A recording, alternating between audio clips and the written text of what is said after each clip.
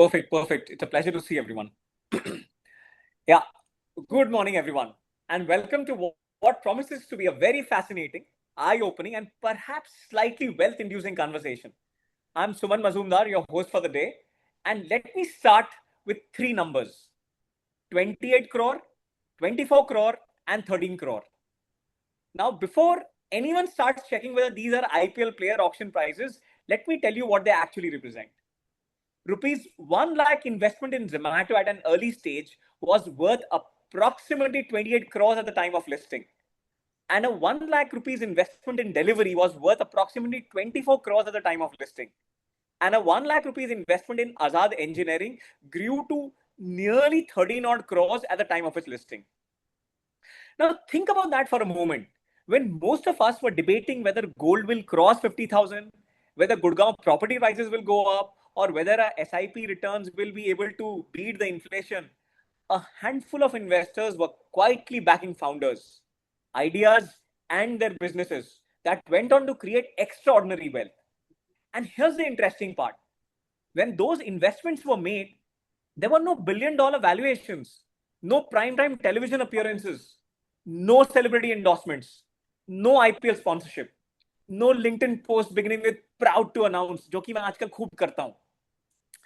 Now, there was simply one founder and a dream and a small team trying to solve a problem and a few investors willing to take a calculated risk. For decades, whenever Indians spoke about investing, the conversation revolved around three things: real estate, gold, and fixed deposits. And then came mutual funds, and then came equities. And now, increasingly, a growing number of successful entrepreneurs, professionals, business owners, and family offices are allocating a part of their wealth to startup. तो सवाल ये है कि startup investing में ऐसा क्या खास है? Is it only for the rich, or can professionals like doctors, chartered accountants, and entrepreneurs participate meaningfully in it? How do investors identify the next Nykaa, Delivery, or MovieQuick before the rest of the market notices? And perhaps most importantly, how do they avoid investing in the hundreds of startups that never make it? To help us answer these questions, we have three outstanding guests with us today. People who spend a significant part of their professional lives evaluating founders, business models, fundraising opportunities, and investment potential. Anjali Pava, Shivam Chauhan, and Suryansh Advani. Collectively, they have met hundreds of founders, reviewed countless business plans, and witnessed firsthand what separates promising startups from great businesses. Welcome to the show, Anjali, Shivam, Suryansh. We are absolutely delighted to have all three of you with us. And for everyone in the audience, I can assure you of one thing. By the end of today's discussion, you will understand not only how startup investing works, but also why some of India's smartest investors are increasingly making it a part of their wealth creation journey. Thank you so much for a lovely introduction, Suman. And I must say, you've already made startup investing sound far more glamorous than it actually looks. Most of our days are actually spent staring at financial models and pitch decks. That's true. People imagine angel investing looks like the Shark Tank sets, right?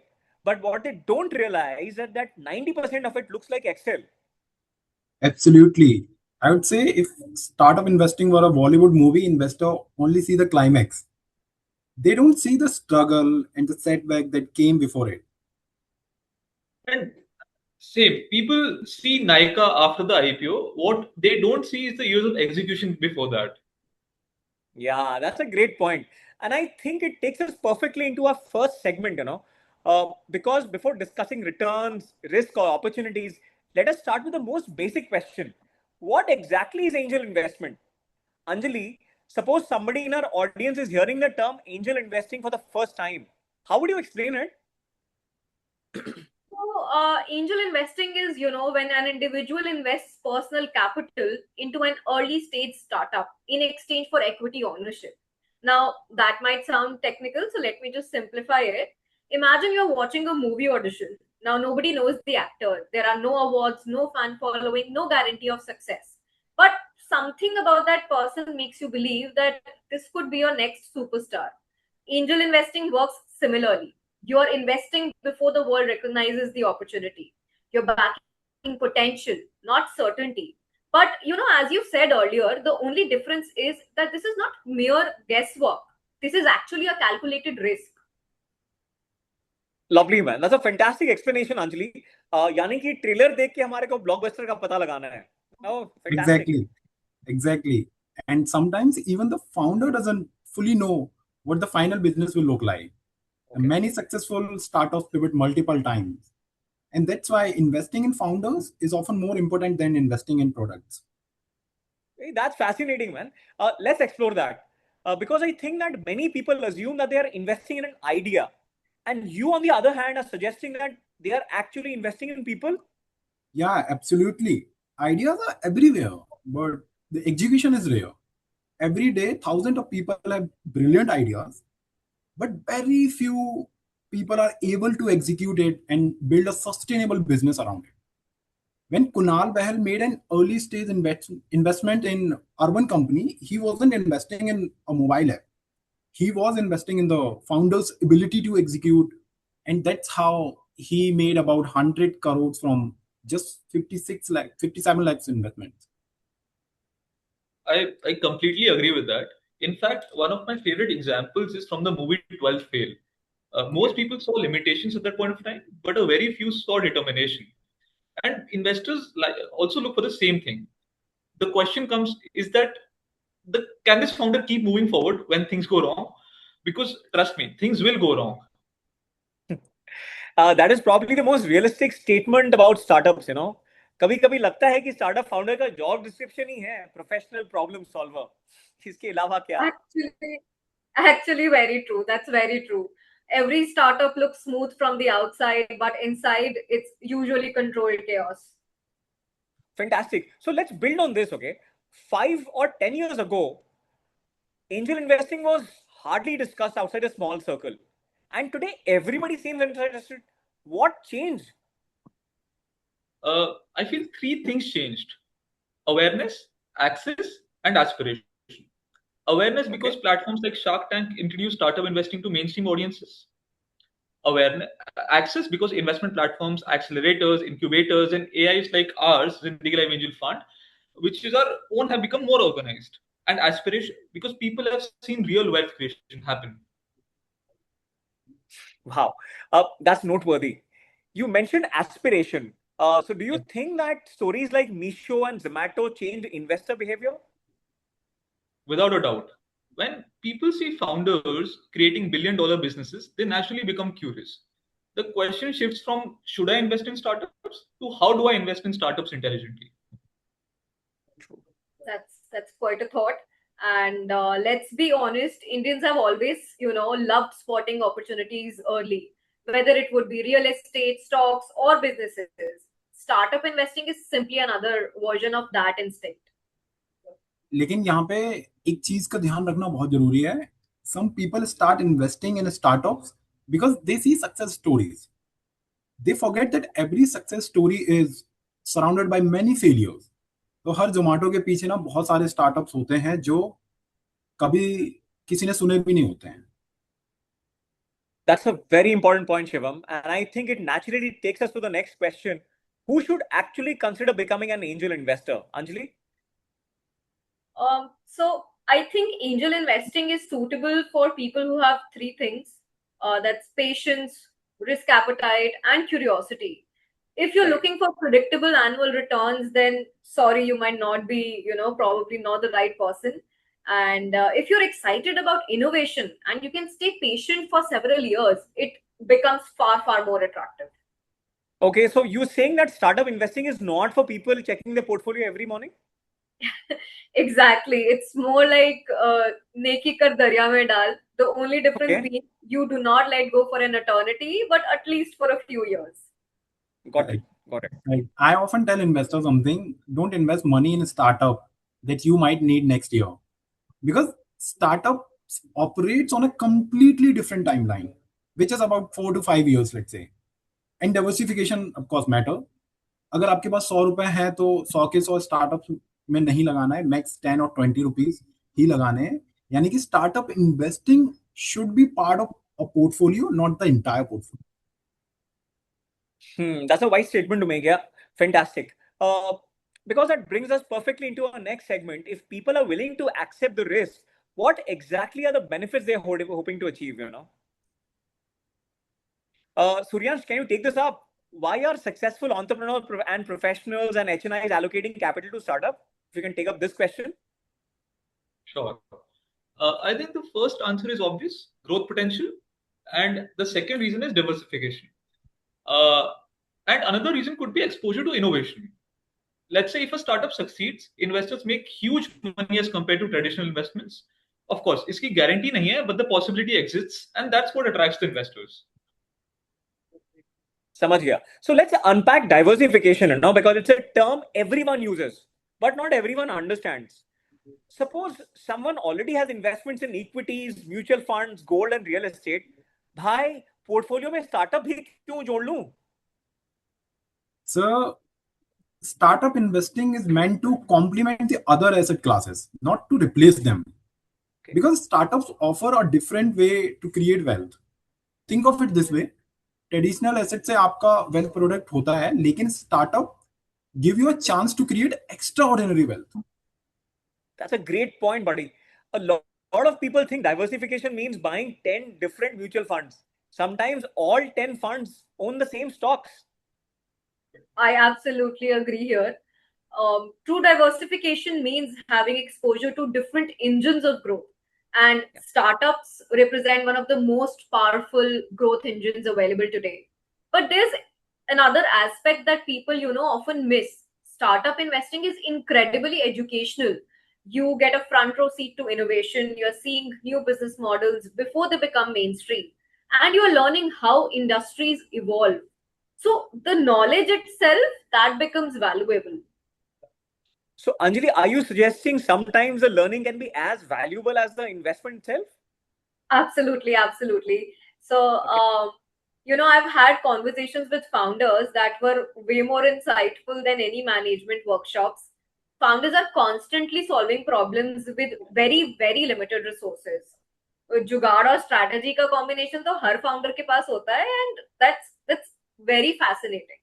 Right. And if I may add, I also feel that learning compounds, because one startup can introduce you to another founder, and that founder introduces to another investor, and that investor introduces you to a new sector, and suddenly you're part of the ecosystem. Suryansh, क्या बात है, बिल्कुल छा गए भाई साहब. This is such an underrated point. People think startup investing is only about money. Sometimes it is also about access to ideas, access to networks, and access to opportunities. Yeah. Exactly, sir. And let me add one more thing here. Many wealthy families don't invest in startups purely for the returns. Not at all. Okay.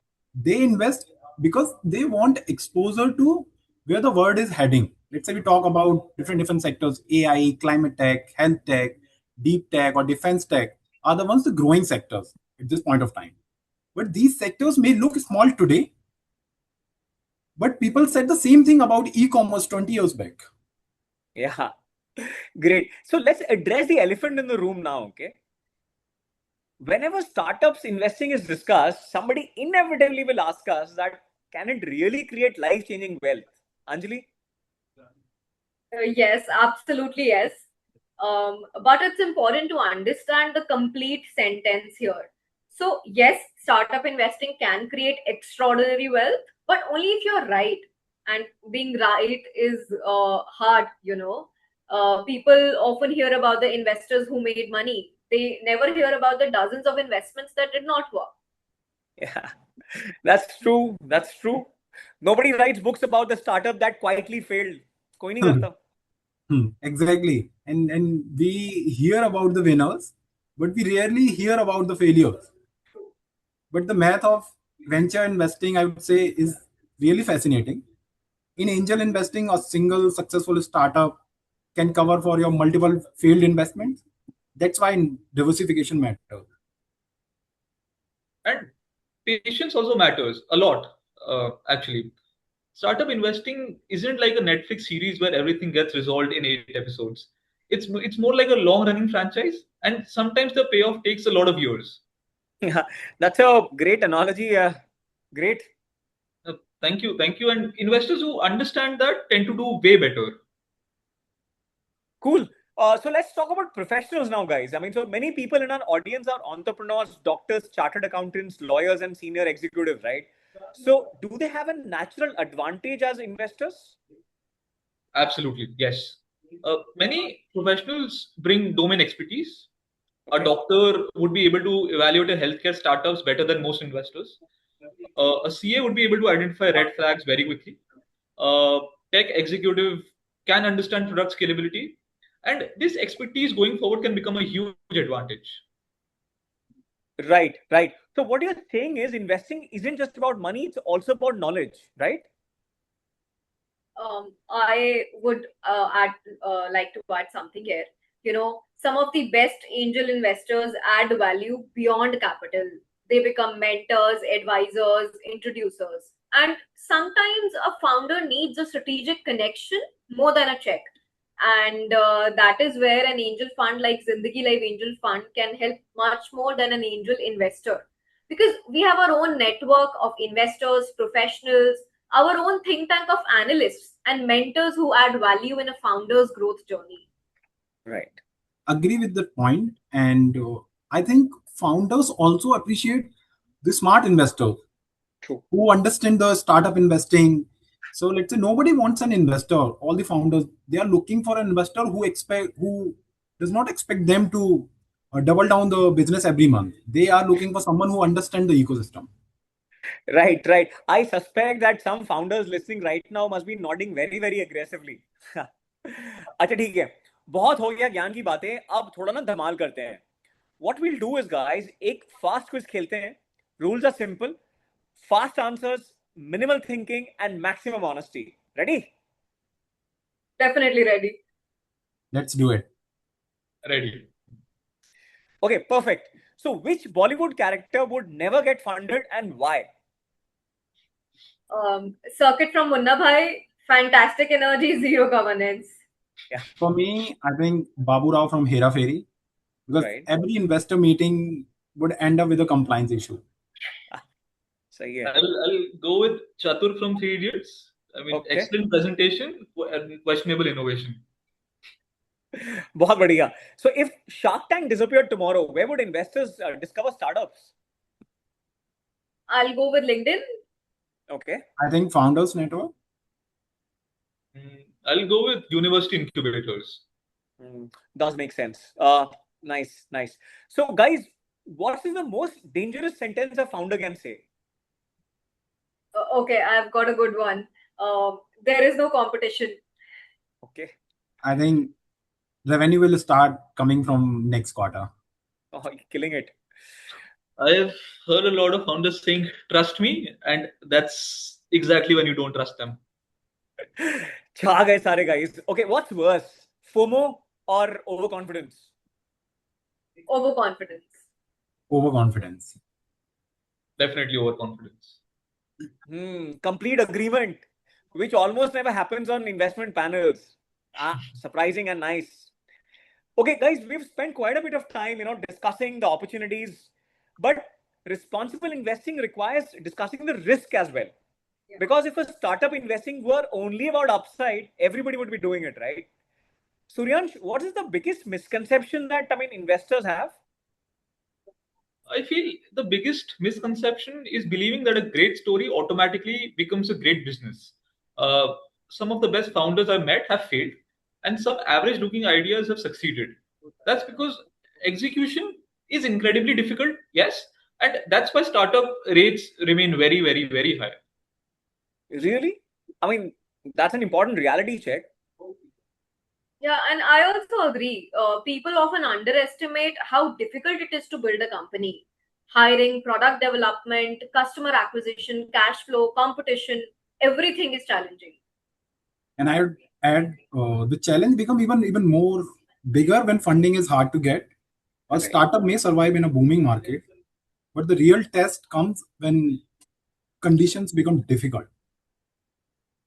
Very true. So that's a fascinating point, Shivam, and almost like the movie Jawan. everybody looks good when the plan is working. The real test happens when everything starts going wrong. Exactly, and that's when founder quality actually becomes visible. Right, right. So let's discuss a risk many investors don't fully appreciate: liquidity. Anjali, your thoughts, please. Liquidity simply means how easily you convert an investment into cash. Now, Okay. आपके पास equity shares हैं, आप बेच सकते हैं उनको very easily, right? But startup equity you cannot. कभी-कभी exit आने में सालों लगते हैं. That's why investors need patience. Which means that startup investing is definitely not suitable for emergency funds, right? Absolutely not. Invest only when you can afford to keep invested for at least a few years. Okay. I always tell investor one thing: don't invest money you'll probably need for school fees, weddings, or home purchases. That's not a startup capital. That's a future obligation capital, we call it. Bhai Sahab, that line deserves to be written down. Future obligation capital. I mean, sounds good. That phrase sounds good, man. Okay, now let's shift to valuations, because this is where even experienced investors sometimes makes mistakes. People often assume that if a company is great, it must automatically be a great investment. But that's not always true, right? Absolutely.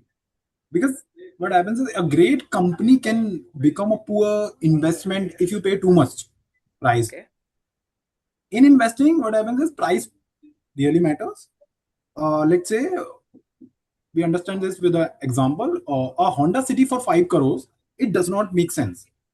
Yeah. No matter how good the car is, the same principle applies to startup as well. Okay. Investor often get so excited about how good the founder is or how whether this is a booming sector, all of these things, but they stop asking the main question whether the valuation is making sense or not. Right, right. And that's such a simple but powerful example. अक्सर investors founder का से इतने impress हो जाते हैं कि वो spreadsheet देखना ही भूल जाते हैं. True. That's true, exactly, And founders are becoming interestingly sophisticated. Many are excellent storytellers.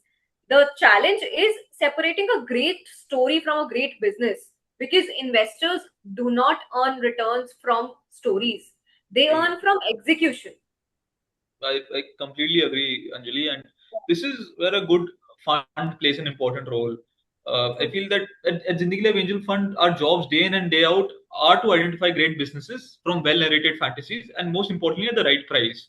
And one thing that I often tell to our investors is that don't confuse confidence with competence. Some founders can sell ice to Eskimos. The question is whether they can build a sustainable company. Yeah, that's brilliant, guys. That's brilliant. And perhaps that takes us naturally to the next segment. If risks are real and opportunities are attractive, how do successful investors actually identify promising startups? Because that's the question everybody wants answered. Okay, and so let's assume a founder walks into this room today, okay, guys? And what are the first thing each one of you are going to evaluate? Anjali, we start with you. The founder, without hesitation. In early stage investing, founders matter more than anything else. Markets evolve, products change, strategies pivot, but the founder, that's one thing that remains constant. When I meet a founder, I'm not just evaluating the business, I'm evaluating their resilience, integrity, adaptability, leadership. Because startup building is essentially a series of problems disguised as opportunities. I love that point, Anjali. And if we look at companies like Nykaa, Meesho, and Boat, many investors would argue that founders became investable much before the business, did. Obviously. लेकिन एक strong founder भी तभी successful होगा जब market उसके product को चाहने लगेगा. Even Shah Rukh Khan can't create a blockbuster, if nobody buys the tickets. So what brings me to the next question. Shivam, आप बताइए. How important is the market size? Critically important. This is something that can make or break a startup if you are not evaluating a company correctly. So I'll start with many investors. When we're talking about the investor, focus too much on the product side. That's a smart question, how large the opportunity is. Sometimes the market size looks so huge that you wonder if they have included the entire solar system. But jokes apart, a startup can only become huge if the market itself is a huge. If the product market opportunity is small, growth eventually hits a ceiling. Investor want businesses that can scale, not the ones that are barely surviving. Shivam, fantastic distinction, man. Scale versus growth. Now, Suryansh, suppose a founder is strong and the market is attractive. What next? Traction, I think, because traction is where theory meets reality. And a founder can always have a compelling vision. The market can be enormous, but if customers aren't using the product, we are still looking at a hypothesis, not a business.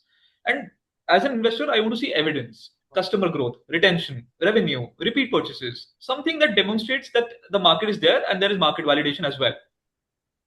So, are you suggesting that traction is basically customers voting with their wallet? Is that what you mean? Yes, exactly. And customers are usually more honest than investors, always. ये तो सही बोला. Okay, let's talk about due diligence now, guys. Perhaps the least glamorous and the most important part of investing. Audience, अगर आप में से कोई सो गया है या जाने की सोच रहे हैं, please hold on. This is the segment that you need to hear. Anjali? So you mentioned due diligence, Suman. Due diligence is where, excitement meets reality. You verify the claims, you review financials and understand legal structures, validate the assumptions. सीधी सी बात है, सीधे शब्दों में founder जो बोल रहा है उसमें कितनी सच्चाई है? That's probably the simplest definition of due diligence I've ever heard. Excitement is good, but investing requires homework. Many people spend more time planning a holiday than evaluating an investment. Unfortunately, true. Some people compare 20 hotels before booking a vacation, right? But the same person, before investing in a startup, will just hear a 30-minute pitch and then invest. Sahi mazak hai yaar. But that's why it is suggested, guys, that investors go via funds, then go directly. For every 100 companies that come to us for funding, for example, 1 or 2 gets approved, and then we put it forward in front of the investors. सही बोल रहे हो. Okay, now let's talk about a question many professionals ask, guys. What if I like a concept of startup investing, but I don't have the time to evaluate companies myself? What are the alternatives? Shivam? This is where angel fund can play an important role for you. Instead of investing directly into one startup, investor participate through a professionally managed vehicle where the funds does the heavy lifting, right from sourcing good quality startups for you, evaluating them, building a portfolio, and monitoring the investment, which is a very critical once you make the investment. Great, man, great. So essentially what you're trying to say is that investors are outsourcing expertise to funds. Yes, exactly. They are leveraging professional evaluation expertise here. And, and for busy professionals, that's valuable. Doctors might just want to practice medicine. CAs just want to focus on their clients. Entrepreneurs want to run their businesses successfully. Not everybody has the time to review 100 pitch decks every month. And I would like to add here, another benefit is diversification. A single startup can always succeed or fail, but a portfolio provides better risk management. And that's why experienced investors often think in portfolios rather than individual bets. That's an important lesson, guys. I mean, most successful investors aren't asking which startup will succeed. So they are basically asking, how do I build a portfolio that can succeed, right? Yeah, makes sense. Okay, guys, काफी बातें हो गई हैं, ठीक है? I mean, time for a final buzzer round. Quick answers, no consulting answers, no PowerPoint answers, and Google नहीं खोलना है, boss. ठीक है? Are we ready? Okay, let's go. Yes, ready. Ready. Perfect. So, guys, one founder trait you would invest in before revenues. It would be resilience for me. For me, it's execution. Okay. I would go with integrity. Fantastic. And audience, keep your eyes and ears open, guys. I mean, so whatever they are saying, sum it up for yourself. Okay. Next question. One startup sector you would bet on for the next decade? AI, definitely. Can I pick 2? Sure. I mean, please go ahead. For me, fintech and space tech are the ones. Lovely, man. Suryansh? I'll go with climate tech. Right. Does make sense, guys. Okay, one Bollywood dialogue that describes startup investing. I would say Shah Rukh Khan's famous dialogue, "Picture abhi baki hai mere dost." Right.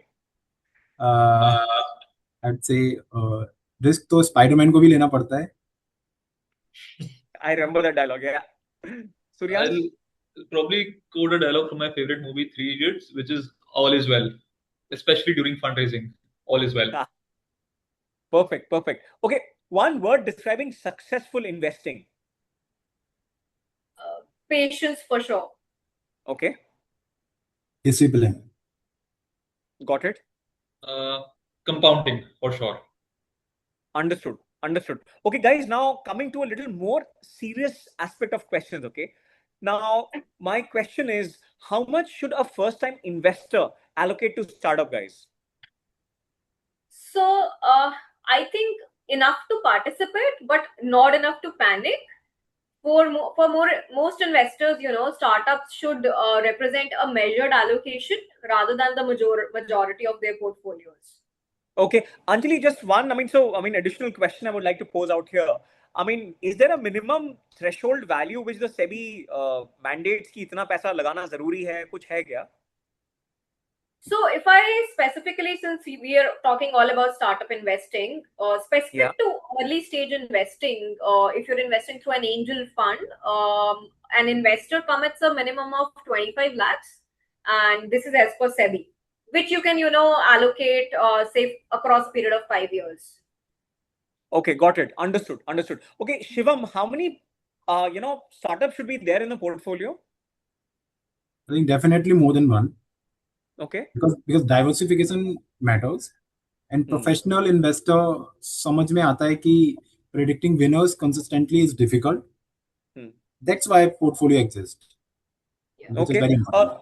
Got it. Suryansh, आप बताइए कि how long should investors wait for returns? Definitely longer than they expect.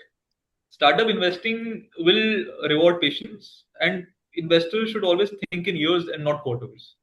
Yeah. Okay. Anjali, what is the biggest mistake new angel investors make? Just falling in love with the first pitch that they hear. Understood. Emotional attachment. Huh? Okay. Shivam, what is the second biggest mistake? I think they ignored due diligence, which is very important. Right. And Suryansh, what is the third? Everybody I meet is expecting overnight results. Yeah. Understood. Okay, got it. Okay, so interestingly, those three mistakes probably explain a large percentage of disappointing investment. समझ में आ रहा है. अब तो मुझे भी yeah, guys, you can see the halo behind my head now. Maybe I think. I've got so much of gyan today. Good. It was very interesting. It's a fantastic discussion, guys. Today we have explored, and I'll sum it up for the audience, guys. What angel investing is actually supposed to mean, why India's wealthy are increasingly allocating capital to the startups, the benefits and the risk involved in startup investing, how experienced investors evaluate opportunities, why diversification and due diligence matters, and how angel funds can provide structured exposure to your innovation. And if there is one takeaway that I would love to leave with the audience, this is it. Startup investing is not a shortcut to wealth, guys. It is a disciplined approach to participate in innovation. The investors who succeed are not necessarily the smartest. And गौर फरमाइए, मैं फिर से दोहराता हूं. The investors who succeed are not necessarily the smartest. They are usually the most patient, the most disciplined, and the most consistent. जैसे हमने आज discuss किया, स्टार्टअप इन्वेस्टिंग में सुपर पावर्स कोई सीक्रेट फॉर्मूला नहीं है. It's research, it's patience, and it's good judgment. Anjali, Shivam, and Suryansh, thank you so much for sharing your insights. Thank you so much, Suman. It's been a pleasure, and I really look forward to more such insightful conversations. Thank you, sir. Wonderful discussion. Thank you, Suman. Thank you for having us. Cool.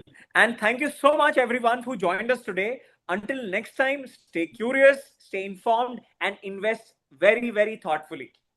Now, the floor is open for the audience to raise their questions. You may type the questions in the chat box. If you want to share your phone number or want to have a one-to-one session with any of our team members, please message on the phone number which is visible on the screen right now. And that goes as 742-8100-654. That is our support number. And we are looking forward to many more interactions, and the questions are welcome right now. Yash, over to you. You can help us. So choose the questions. You can help us, coordinate so that the answers go as per the questions being asked. Sure, sir. So I will be taking up the questions from the chat as well as who will raise their hands. I will call them up to speak on the mic. Right.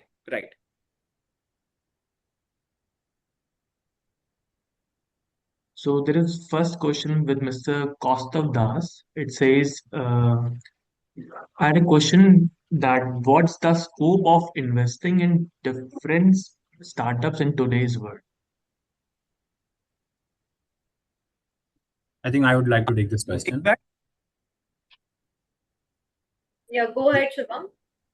Okay. So I think when we talk about the scope of investing in defense, I think defense is one of growing sector. We also discussed this while I was mentioning about the promising sectors. And we here at Jindagi Life Angel Fund, we have also invested in such one company called Defense or Drone Anatomy. So, and this is each and every day a new innovation coming in the sectors, and which is changing the dynamics, unit economics, how you look at, let's say, surveillance, logistic, or agri-tech, drones, if you talk about drones in defense tech, then logistic and surveillance becomes very critical, and it is opening a lot of ways for the startups to build some innovation product and scale it to a level where they can take it to the IPO as well. So there is a very wide scope here in defense tech. And I would also like to add, with the current geopolitical situation that we have, and with also the advent of war that has been prevalent for the last couple of years, the government has made a lot of measures and steps to strengthen our security, border security, and they're investing heavily into new technologies, and that's the reason that we have seen a lot of defense tech companies and space tech companies coming up in the past couple of years. Right. Perfect. And I would like to take this opportunity just to add, guys. So all the audience, people were there. I'm a former commando. Okay, so I've been part of the army and been into major operations, critical operations, and so today's world. So looking at the geopolitical status, there is one thing that is, absolutely become a hot potato, and that is your drones. And obviously, also something in demand is the anti-drones. So today, if you've seen the warfare that is taking place, while one country may be putting in, very, very expensive missiles, the other country is using very, very cheap drones, to counter those. And those drones are also creating a havoc in so many countries. So they are looking for anti-drones. So today, if you feel like investing, please make sure that you are heading towards drones, whether it is in the defense sector, whether it is in the agriculture sector, or whether it is in the logistics sector. It does make sense a lot. Please, over to you. So next question, guys. So there's another question with Mr. Ankit Agarwal. He says, what is the minimum investment and what is the certification required? So I'd like to take this up. Whenever you invest through a structured format, which is, an AIF. So from an angel fund AIF, you need to commit a minimum of 25 lakhs over a period of, 5 years. And then you can invest and create a portfolio of multiple companies. And if I talk about certification, so there has been a new regulation by SEBI, which is effective September 8th, 2026. So right now you can invest in any opportunity, but post 8th September, you'll need an accreditation certificate. by an agency which has been recognized by SEBI. Only when you have that accreditation certificate can you continue to invest in angel funds or angel investments. Yeah, it does make a lot of sense. So, just want to just add one point here that Yeah, if yeah. you'd like to know more about it, you can just put your number in the chat box and we can get in touch and I can explain more about how the accreditation works. Makes sense. Makes sense. Yash, we can go to the next question. Yeah, I want to add one more thing. If someone is posting their contact number, please directly DM it to my name under my name, and so that it shouldn't be spread across the everyone. Yeah. So the next question is with Mr. Parth Gupta. He says, why are all guiding to invest in AI and tech domains when the most unicorns coming up in India are D2C brands? Yep, I'll take this question. I completely agree with you, Parth. I mean, the most D2C brands that are coming up recently have had a good valuation uptick. But going forward, I think all the venture capital funds, the private equity funds, and the angel funds are optimizing for scalability. And an AI or a tech platform can scale from 1 million customers to 10 million customers very quickly as compared to a D2C brand.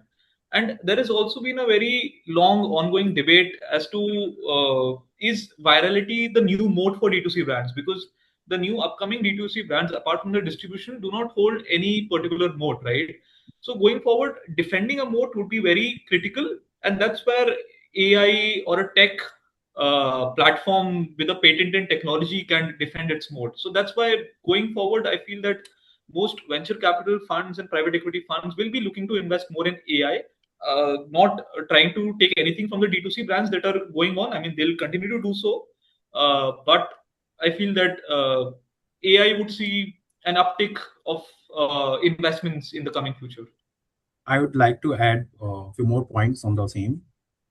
When we talk about the AI, I know, okay, yes, this is very true that D2C brands are becoming a unicorn. But if you go back and see who is actually enabling these D2C brands, there's a AI layers. So be it is customer discovery, be it marketing, everything is being enabled by AI. And now if you talk about the D2C brands, so let's say it now become very easy for founders to launch a new product in maybe next 1 or 2 weeks, and the entire formulation kind of a thing, if you are, let's say, building some D2C brand in healthcare. So AI is enabling this entire R&D process and the formulation process, which usually used to take months or years. Now it is being done in within 2 or 3 weeks. That's where AI is playing a very critical role. Right. Yash, next. Okay. Thank you, Shiv. Okay, there is another question, which is Mr. Sumit Kumar. He says, why SEBI is asking for a certification? What is the eligibility for the certification? So I'll take that up. Thank you for the question, Mr. Sumit. So SEBI is basically asking you to get certified to protect the investor's interest and to protect the investor's wealth. You see, in the last couple of years, startup investing or angel investing has become a very hot asset class, and everybody wants to have that in their portfolio. Now, you, a person, may not have the right kind of surplus wealth or surplus money to invest in startups, because these are very, very high risk investments, and a person has to make up his mind that the result could be anything. So that is why to protect the investor's interest, SEBI has come up with this certification that you need to get certified before you invest. So what this says is that you are eligible under 3 criteria, right? There are 3 options. Option A is that you have an annual income equal to or greater than 2 crores. Second is you have a net worth equal to or greater than 7.5 crores, out of which 3.75 is in financial assets.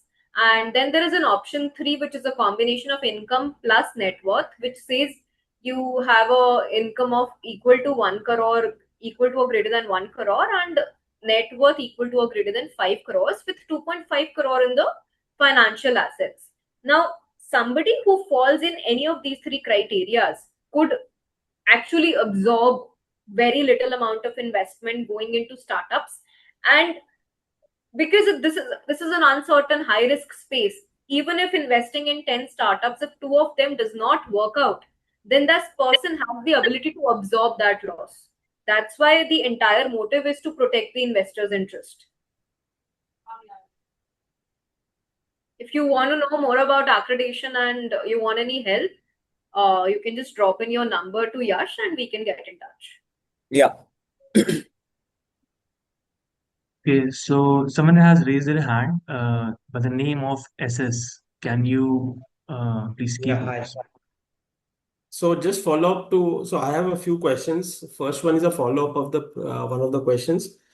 The minimum investment you said is 25 lakhs. So is this 25 lakhs mandated by SEBI or this is your threshold? Because I have also come across some angel fund which accepts less than this amount.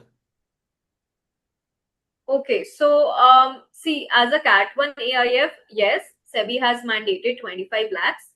And if you have come across some angel funds, then I'm sure that they might be angel syndicates, wherein they are accepting tickets like 5 lakh, 10 lakh, 15 lakh, and you're directly investing into the company and you're not going through the Cat 1 AIF route. Though SEBI is trying to revise this and probably this minimum threshold would be removed. Okay. Anjali, may I just add to that? If I Yeah. may, hi. May I? Yes, please. So what also happens is when we say that, so there is a minimum requirement of, somewhere around 25 odd lakhs. That is over a period of 5 years. So that would technically mean that suppose you like a company, okay, once you've made a commitment that ki, theek hai, I want to become one of the investors, we put forward a company in front of you, right? So if you like that company, it is not a compulsion and it doesn't, force you to put in that 25 lakh out there. So for every company which is put in front of you, the threshold may be just 1.5 lakh, 2 lakh, 3 lakh. So every company has got a very small threshold. So if you like, out of 10 companies shown to you, you just like one, and the threshold value is 2.5 lakh. And you may say, chalo, I like this company, I'm putting in 5 lakh. So that is totally your beck and call. Whatever you say is okay. And that is how maybe you have seen or heard that the investment can be of a smaller ticket size. What Anjali spoke was for the fund. You are just committing. And unlike a mutual fund, you don't give that lump sum 25 lakh rupees. You just state that over a period of 5 years, I may be spending 25 lakh rupees. Okay, so the accredited investor criteria, what I understand is that before the 1st of September, if anything is not deployed and the investor does not fulfill the accredited investor criteria, then you guys will have to refund the money. Is that true? So let me just clarify this for you, sir. So till now, of course, I'm coming back to your first question here. You were asking about the mandate. So 25 lakh commitment in a Cat 1 AIF, yes, it was mandatory by SEBI earlier, but it has been removed now. So as a fund structure, since we are now almost a 2-year-old fund, we are just maintaining it for, structurally to maintain that rhythm and uniformity. Otherwise, that policy or that regulation has been very recently removed by SEBI. That's something I would like to rectify, and apologies for the misinformation earlier. And second, coming back to your question, there wouldn't be any refund happening, because when you commit 25 lakhs to the fund, that is a soft commitment. You are not paying anything to the fund, right? You pay when you like when you like a deal, when you like a startup. So that means if you, out of the 25 lakhs, in the next 2 months, you've deployed, say, 15 lakh rupees, you have not given the additional 10 lakh to the fund. So, of course, there's no point of refund happening. And there wouldn't be any change in terms of, in the terms and conditions of the amount that you have already deployed in your portfolio companies. Okay, tell me, what's your execution track record? Since how long this fund is into execution or into, and have you had any successful exits? So I have a few questions. How many successful exits you guys have done? And if you've exited, what have been the multiples you've achieved in that? And has there been any company or portfolio write-offs which you had? Okay, so as I just mentioned, that we are just a 2-year-old fund, and that's a very small time frame for an exit to happen. But in terms of startup investing, we started that almost like say 4 years back, and earlier we were doing it in a syndicate format. So the company has two angel networks called Maheshwari Angels and Zindagi Life Angel Network. So a few of the startup investments were done through that mechanism, and almost 2 or 3 companies we are eyeing for an exit within say 12 to 24 months. Okay. So there are no exits. There are no writes off as well. Yeah. Okay. And have you talked about the expense ratio, the charges which you're going to charge for the investors? Sure. I mean, if you'd like, I can mention if for the AIF, there's a 2.5% management fee that's charged from an investor. There was a setup fee earlier, but it has now been waived off. So there is this 2.5% management fee. Again, this is not paid upfront. This is paid as per the deal ticket that you participate in. So if you're committing 2.5 lakhs to a deal, so you will pay to the fund 2.5 lakhs plus 2.5% on that. And the next charge will happen upon exits or realization, which is the carry, that is up to 20% upon meeting a hurdle of between 8 to 12%. Oh, 8 to 12% only, because that's pretty less for a risk which I'm carrying, right? 8 to 12% is pretty less. So this is market standard, and rest everything is decided deal to deal basis. I'm just telling you an average number as per historical data. Okay. Yeah. And if I talk about historical data, on an average, the carry has also been 10%, unlike the market standard of 20%. So it's definitely in the investor's favor.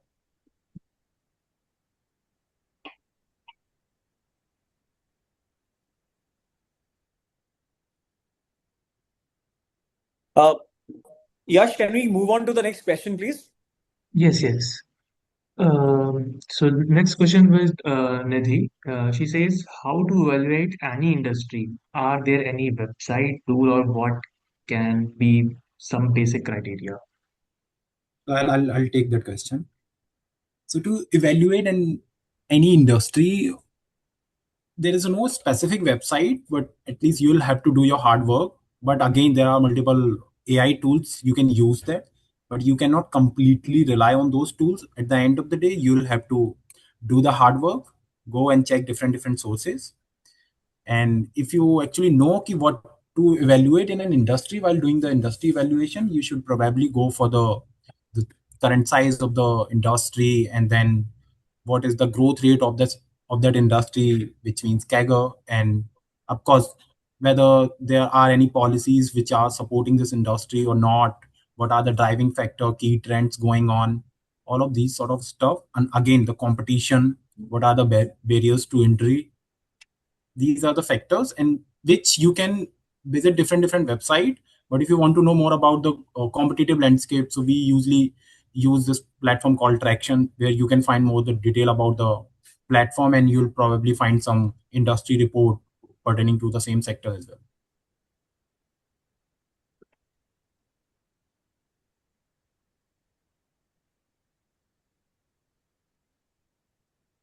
Right. So does that clear that question, or I mean, is something more expected? She says thanks. Okay, great. Okay, Yash, I think you missed one question. There is Renis who is Oh, yeah. asking about pre-IPO and all. Right. Sorry. There is one other question with Ramesh Gami here. Sir, is there any platform where we can search pre-IPO startup? And what is method of evaluating their real interest value at the time of investing? What kind of service you have been providing for individual investor or angel investor? How you can help him? I'll take this again. So this webinar is for angel investing, but of course we are also dealing in pre-IPO startup as well. So for that there is a separate team. Please share your contact number with Yash. We'll connect you with the team. But again, the next question is about what is the method of evaluating intrinsic value, which is again there are multiple ways, but in a startup ecosystem you probably more focused towards the revenue multiple, what kind of deals are happening in the space. But again, when you are filing for IPO, which means you are probably generating cash flow positive, so at that point of time you can use DCF, which is a very sustainable method for intrinsic value. But again, there is a mix of DCF and then revenue multiple. Sometimes people also use EBITDA multiple if you are EBITDA positive. So these are the method to value those startups or find out the real intrinsic value. What was the next part? Yeah, hold on. What kind of service you have been providing for individual investor or angel investor? How you can help them? So let's say an angel investor who does not know anything about the startup investing, they can join us or onboard on our angel fund, where we can help them educating about the startup investing, and then we can also find out good exciting opportunities, sectors of their interest. And if they want to make an investment, we'll do all the hard work on your behalf, be it sourcing good startups, be it DD related tasks, or finding the relevant price, which means valuation, finding the attractive valuation of the startups. Because usually most of the angel investors, they do not have those ideas about what's going on in the industry. So we are doing all that hard work on behalf of all the angel investors. Because an individual investor may not have the bandwidth or the right expertise to actually evaluate and do the entire set of due diligence and filtration to figure out the right kind of opportunity where they should invest in. So for the angel investors, we bring to them the investable opportunities after going through a stringent process. And then there's another point that I would like to add here, which is about monitoring these companies, right? Which again an individual investor may not have the expertise or time. So we monitor these companies and we remain a part of their growth journey. And that entire set of information is also shared with investors from time to time. I just want to add one thing to this, okay? And this is for everybody's consumption. Guys, I think, funds, they also act as a bridge. It is not only about the money part, they also act as a bridge of communication, because you have the founders who basically know they have the expertise in a certain vertical, right? And there is somebody else who's got the money. So both are masters in their own equal rights. At the same time, what they want to hear and what they want to hear may be very, very different.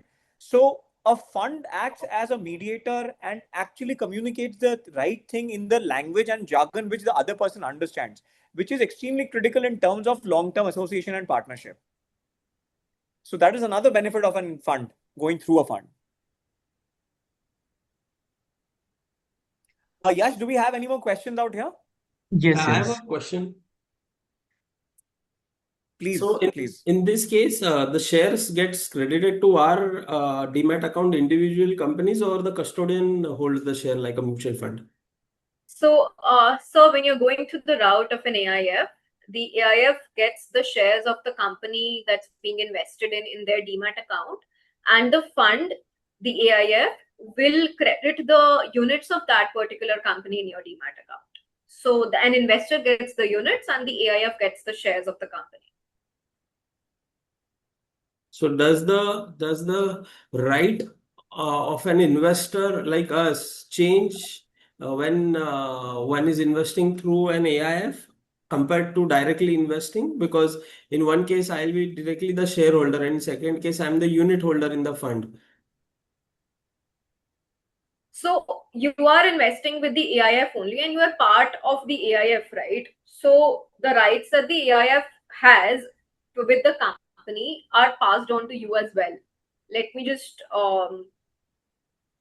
ask Mr. Vinod to throw some more light on this. Just a second.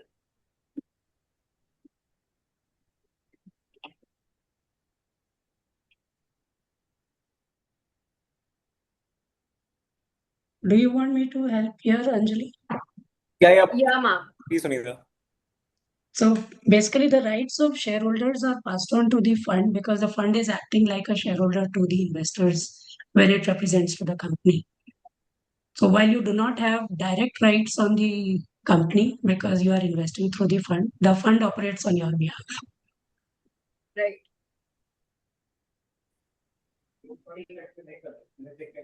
Does this answer your question, or you have something more to add, Mr. SS? No, thank you. Thank you, madam.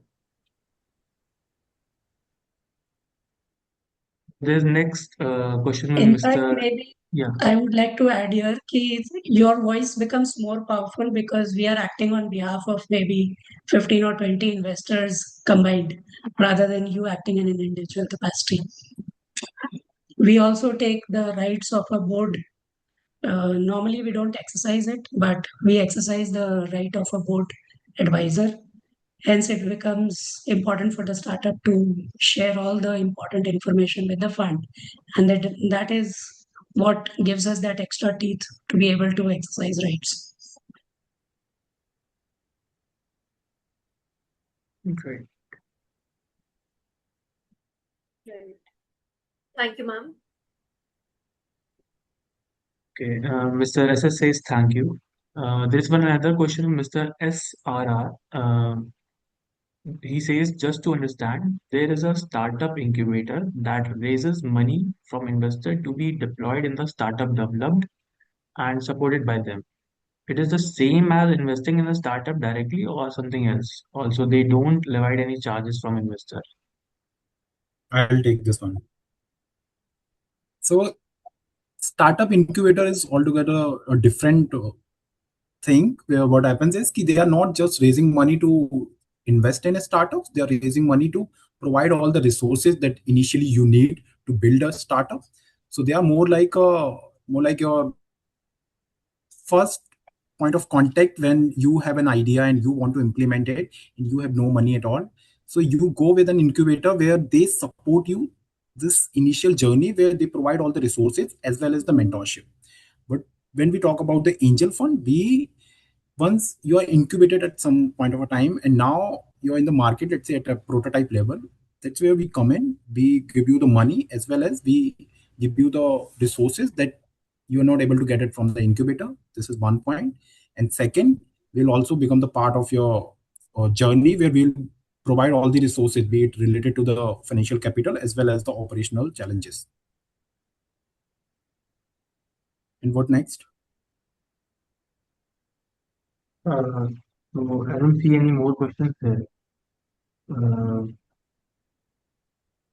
If someone has any more question, you can raise your hand and directly speak to us, or put in chat, or else we can move ahead.